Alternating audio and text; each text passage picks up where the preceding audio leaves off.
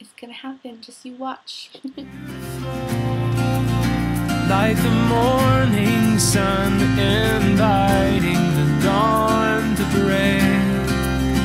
Beautiful. Like the joy that... Hi everybody, today's Sunday, November 4th, and it's time for me to stop by and give you guys a little update. I actually didn't end up going to the gym today. I know that I said that I was going to do that today, but I did strap on my walking shoes and go for a really long walk around the city, which felt really good. It's actually really hot today.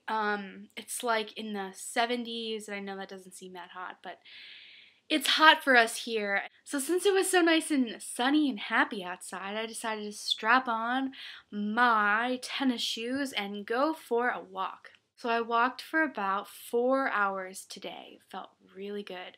It wasn't a very fast-paced walk. It was just a medium, slow-paced stroll, kinda. I walked from my apartment to the city Target, which is where I bought these. I'm going to talk about these in a second. From the city Target, I walked back home to drop off the stuff that I bought. Then I went for a walk down by the Embarcadero, through the marina, and then back to my apartment. And then I Google chatted with my best friend Tracy tonight, so that was amazing. Had a good day. So today is the last day of the no eating out challenge, and it was fine. I didn't eat out at all today. Ren was sweet this morning, and he brought me a cup of coffee from the coffee shop at the corner. Then let's see, for breakfast I had a banana, not very much. I know I probably should have had more. For lunch I came home and had kind of a big lunch. I made this homemade stir fry with sugar snap peas and shrimp, which were frozen, and also Brussels sprouts and carrots, and I put some of this soy sauce mixed with some other stuff from Trader Joe's. It was so good. And then I had a little bit of white rice, and I had some chocolate. And then for dinner, I really was feeling really full from that lunch because it was a late lunch. I ended up having some tortilla chips and a little bit of cheese and some of my favorite salsa from Papalote. So tomorrow marks the 3rd week of the challenge that Julia and I are doing, and tomorrow begins the whole wheat everything. That's why I got these things. I'm sure you guys have seen these things at the store. These are the Oro Wheat 100-calorie sandwich thins. See, the serving size is 1 roll, and they're fairly thin. You know, as you can see, that little bit right there is 1. So I kind of was really enjoying the tortilla idea from last week. What I did was I took a big tortilla. I used a whipped cream cheese from Trader Joe's, but you can use any kind of cream cheese that you like. And I put 2 slices of turkey and a whole bunch of lettuce, and that was my tortilla wrap. It was delicious. And so I think I'm going to go ahead and do that same idea, but with these guys. I bought some more lunch meat today. I bought these guys, and I kind of love mayonnaise. Now, I have a jar of mayonnaise in my fridge now, and I haven't really touched it the past couple weeks.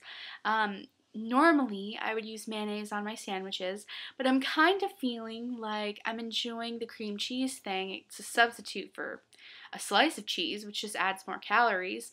So I think I'm going to just continue to use the cream cheese on my sandwiches, and that will be that for this week. I'm going to have to make a really conscious decision to do everything whole wheat because I always just go right for the white stuff. You know, not so much bread. You know, if I'm getting like a loaf of bread from somewhere, I usually get whole wheat. If it's like a bakery, I will usually get like a white Italian or a French loaf. Pasta is always white, and rice is always white. So I'm going to have to make a few changes this week. And I will take pictures and continue to show you guys the things that I'm eating. And here's the food for thought for the day. November 4th. How much is enough? We continue to weigh and measure our food when we are maintaining as well as when we are losing. Since we are compulsive overeaters, we do not have a built-in concept of how much food is enough. Exact measurements relieve us of the anxiety of deciding how much is enough. Since we are experts at rationalizing extra amounts, we do not allow ourselves to estimate portions when scales and measuring cups are available. For the compulsive overeater, no amount of food is enough. We make a rational decision about our food plan for the day, basing the decision on the objective nutritional requirements of our body rather than the subjective emotional cravings. When we conscientiously follow the abstinence guidelines, we can rest secure in the knowledge that we have eaten the right amount of food. And the meditation for today is, may I be satisfied with enough. Yeah, I understand what they're saying. It's hard, definitely, as someone that has an addiction to food, to know when enough is enough. However, I'm not going to say that I particularly like this because, as you know, I've been reading a lot of Geneen Roth's books lately, and she has her eating guidelines. So I've already shown you guys Geneen Roth's eating guidelines, but since they pertain to this particular meditation, I want to go ahead and share them again with you because I think it's really important not to be so rigid with our weight loss programs. Obviously, we want to lose weight, and so we are going to try to do all that we can in order to get there, aka calorie counting and exercising and Weight Watchers and things that we know work for us, plans that work for us. However, I think when we are so rigid, like the meditation says, in maintaining our weight in the future, when we get to our natural weight, we still have to weigh and measure and all of those things, and I just don't feel like that is giving ourselves enough credit. We have the power within ourselves to know when enough is enough. It's called being aware and being communicative with your body. So Geneen Roth's 7 eating guidelines begin with eat when you are hungry. The second one, eat sitting down in a calm environment. This does not include a car. Eat without distractions. This includes radio, TV, newspapers, books, an intense anxiety-producing conversation or music. Number 4, eat what your body wants. Number 5, eat until you are satisfied. Number 6, eat with the intention of being within full view of others. Number 7 is eat with enjoyment, pleasure, and gusto. You can see right here in these guidelines that if you can trust yourself, you can know when to stop. I have to say that the other night that I went out with Ren and we had our date, we went to that pizza restaurant. I shared with you a story about my decision there. I had 2 pieces of pizza. I put the third one on my plate. I had full intention of devouring that whole thing. And what I did was I sat and I checked in with myself. How am I feeling? How does my body feel? So I ended up not eating that last piece of pizza. We have the power within ourselves to know when to stop.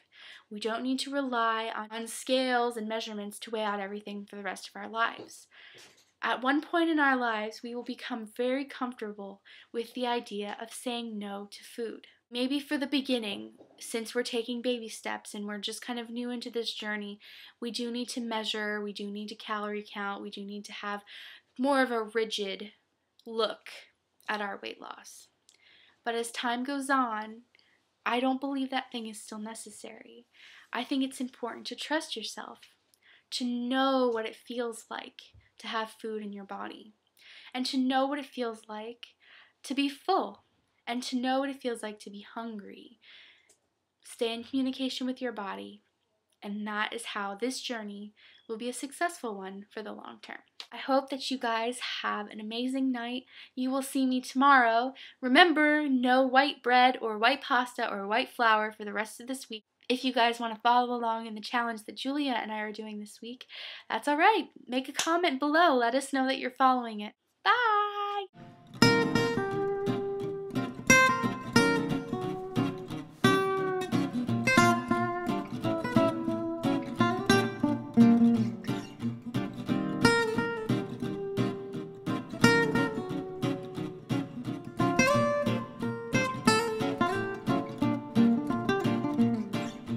She is unstoppable.